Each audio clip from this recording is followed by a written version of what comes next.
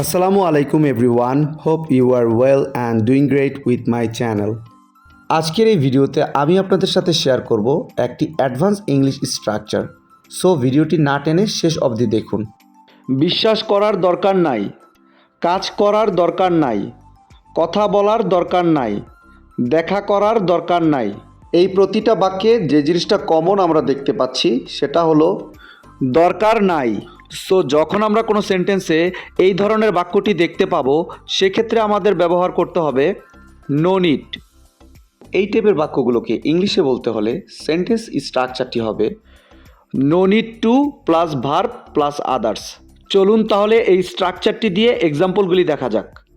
বিশ্বাস করার দরকার নাই, no need to believe, no need to believe.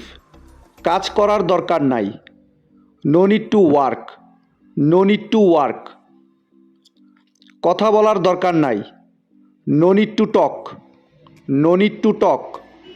দেখা করার দরকার নাই, no need to meet, no need to meet. I hope এই স্ট্রাকচারটা আপনারা ভালোভাবে বুঝতে পেরেছেন। Now it's your turn. আমার জন্য অপেক্ষা করার দরকার নাই, আমার জন্য অপেক্ষা করার দরকার নাই। এই বাক্যটি ইংলিশে কী হবে আপনারা কমেন্টে লিখে জানাবেন।